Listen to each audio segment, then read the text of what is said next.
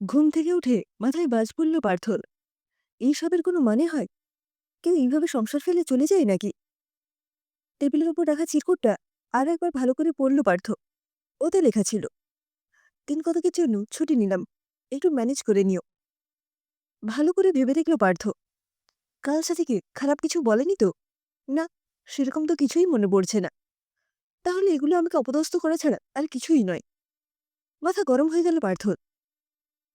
প্রথমে অফিসে ফোন করে দিন দুয়েকের ওয়ার্ক ফ্রম হোম করার জন্য আবেদন করল। তারপর উবাইকে ঘুম থেকে ডেকে তুলল। উবাই ক্লাস 8। মা কোথায় গেছে বাবা? ঢুলে ঢুলে চোখে প্রশ্ন করল বুবাই। জানি না আমি, ফোনটাও বন্ধ করে রেখেছে তোর মা। যা এখন গিয়ে পড়তে বস, স্কুল আছে তো আবার। টেস্ট আছে বাবা, ইতিহাস পরীক্ষা। মা তো মুখস্থ ধরতো আমায় পরীক্ষা দিতে যাওয়ার আগে। তুমি ধরবে তো? হ্যাঁ হ্যাঁ ধরবো। এখনই বই নিয়ে বস, ঠাম্মা খাবার বানাচ্ছে। পার্থর মাইলা খাবার বানিয়ে বুবাইকে বলল, দাদু ভাই তাড়াতাড়ি খেয়ে নাও, তারপর স্কুলে যেতে হবে তো। অফিসের কাজ রেখে বুবাইকে পড়াতে বসলো পার্থ। জীবনে কখনো বইয়ের বইপত্র ছুঁয়েও দেখেনি পার্থ, কিন্তু পরীক্ষাতে কত পেল সেই ব্যাপারে ওয়াকিবহাল থাকতো সবসময়। নম্বর কম হলে সাথীকে বলতো, কি ব্যাপার, তুমি দায়িত্ব নিয়েছিলে বলেই তো মাস্টার রাখেনি, তাহলে নম্বরের এরকম দশা কেন? এ তো আর বিশাল কিছু পড়াশোনা নয়, ঠিকঠাক পড়াতে পারলে 1 ঘন্টাই যথেষ্ট। সাথী অপরাধীর মতো মুখ করে থাকতো, কী বা বলবে। বুবাইকে পড়াতে বসে মাথা গরম হলো পার্থর। কি ছেলে রে তুই! কতবার বলছি, পানিপথের প্রথম যুদ্ধে বাবর ছিল, আকবর নয়। সেই থেকে ভুল বলেই চলেছিস। মাথায় কি আছেটা কি শুনি? বুবাই মাথা নিচু করে বসে রইল। এলা ছেলের জন্য জলখাবার বানিয়ে ঘরে ঢুকে বলল, দাদু ভাইকে বকছিস কেন রে? ওর কি দোষ? বৌমাকে কতবার লিখিয়ে লিখিয়ে তবে মুখস্থ করাতো। আমি তো পাশের ঘর থেকে সব শুনতাম। বাচ্চাকে পড়ানো গিয়ে ছেলের হাতের মোয়া নাকি? ধৈর্য ধরতে হবে তো তোকে নাকি? পারবো না আমি। ছিটকে খাট ছেড়ে উঠে গেল। কিভাবে আমি অপদস্থ হলো সাথী, সেটা তো দেখলে না তুমি। আমি বুঝি রে সব। এই বলে ছেলের মাথায় হাত বুলিয়ে ইলা বলল, তোকে তো আর চিরদিনের মতো ছেড়ে যায়নি। কয়েকটা দিন একটু ম্যানেজ করে নে না বাবা। দেখ, আমারও তো বয়স হয়েছে, এত রান্নাবান্না এখন আর পারি না। না না, তোমায় কিছু করতে হবে না, ব্যস্ত হয়ে বলল পার্থ। কয়েকটা দিন খাবার আনিয়ে নেব বরং। চোখে চশমা পরে গল্পের বইটা হাতে নিয়ে ইলা বলল, সেই ভালো। আমি বরং টিফিনটা বানিয়ে রাখবো। উভয়কে স্কুলে পাঠিয়ে ঘরে এলো পার্থ। এইবার তো কাজে বসতে হবে। কি তো ঘরের যা দশা, বসবেই বা কোথায়? সাথে থাকলে ঘরটা পরিপাটি থাকতো একদম। সোফায় কুশনগুলো সাজাতে সাজাতে পার্থ ভাবছিল, রোজ অফিস বেরিয়ে যাওয়ার আগে সাথীকে বলতো, এবার আর কি, বুবাই স্কুল আর আমি অফিস, ঘর পুরো ফাঁকা, এখন নাকটাকে ঘুম দাও আর কি। পার্থর কথায় হাসতো সাথী, আর বলতো, এই তো এক্ষুনি ঘুম দেব, শুধু তোমার যার অপেক্ষায় আছি। বিছানা ঝাড়তে ঝাড়তে পার্থ বুঝতে পারছিল, নাক ডেকে ঘুম সাথীর কোনোদিনই হতো না।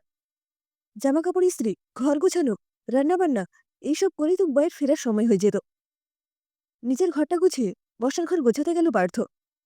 মাকে বিরক্ত না করাই ভালো, পাতের ব্যথাটাও বেড়েছে মায়ের। ঘরদোর গুছিয়ে ল্যাপটপ খুলে বসল পার্থ। তার আগে সাথে সাথেও যোগাযোগ করার চেষ্টা করলো একবার, কিন্তু পেল না। ভাগ্যিস দুপুরে খাবারটা অর্ডার করে দিয়েছে, নয়তো খেতেই বাকি। রান্না করতে পারে না পার্থ। সাথী অনেকবার বলতো, ছেলেদের কি রান্না জানতে নেই নাকি, একটু আধটু শিখে নিলে কি ক্ষতি হয়? সাথীর কথা শুনে পার্থ হেসে বলতো, ধুর, তুমি তো আছো, আমি রান্না শিখে কি করব? ওসব আমার ভালো লাগে না। ইস, যদি ভাত ডালটাও শিখে নিতাম, তাহলে মাকে করে খাওয়াতে পারতাম। এই বয়সে বাইরের খাবারগুলো খেতে হবে মাকে। এইসব ভেবে খারাপ লাগছিল পার্থর। বুবাই স্কুল থেকে ফেরার সময় হলো। ইলা পার্থকে বলল, কি রে, বাসস্ট্যান্ডে যাবি না? পার্থ মুখ কাচুমাচু করে বলল, খুব টেনশন হচ্ছে জানো মা, কি পরীক্ষা দিয়েছে কে জানে। বাবরের জায়গায় নিখা আকবর লিখে চলে এসেছে। ইলা হাসতে হাসতে বলল, বৌমা যখন দাদু ভাইয়ের নম্বর নিয়ে চিন্তা করতো, তখন তুই বলতিস এমন ভাব করছো যেন মাধ্যমিক দিচ্ছে। এখন বুঝলি তো, যে পড়ায় তার কতটা দায়বদ্ধতা থাকে। হঠাৎই সাথীর জন্য মনটা হু হু করে উঠল পার্থর। কোথায় চলে গেল সাথী কাউকে কিছু না বলে? আদৌ ফিরবে তো? নয়তো সবকিছু যে ওলটপালট হয়ে যাবে। পার্থ যে একা এত কিছু পারবে না সামলাতে সাথীকে ছাড়া। নিজেকে সামলে ইলাকে পার্থ বলল, মা, সাথী ফিরবে তো? ইলা হাসল, বলল, কেন ফিরবে না বাবা, নিশ্চয়ই ফিরবে। মায়ের কথায় আশ্বস্ত হয়ে বুবাইকে বাসস্ট্যান্ড থেকে আনতে গেল পার্থ। ঘরে দরজা বন্ধ করল ইলা। তারপর ডায়েরি থেকে পায়েলের নম্বর খুঁজে বের করে বাড়ির ল্যান্ডলাইন থেকে ফোন করল। ফোনটা বেজে উঠতেই পায়েল সাথীকে বলল, তোর ফোন এসেছে, নে কথা বল। এই বলে ফোনটা সাথীকে এগিয়ে দিল পায়েল। ফোনটা ধরে সাথী হ্যালো বলতেই ইলা বলল, কি রে, ঠিক আছিস তো মা? সাথী বলল, আমি তো ঠিক আছি, কিন্তু তোমরা কেমন আছো? বুবাই কি করছে? পার্থ সব সামলাতে পারছে তো? ইলা সাথীকে থামিয়ে বলল, সব ঠিক আছে, তুই কোনো চিন্তা করিস না। শান্তিনিকেতনের আকাশে বাতাসে এখন পলাশ ফুলের আগুন লেগেছে, যা ভালো করে এনজয় কর।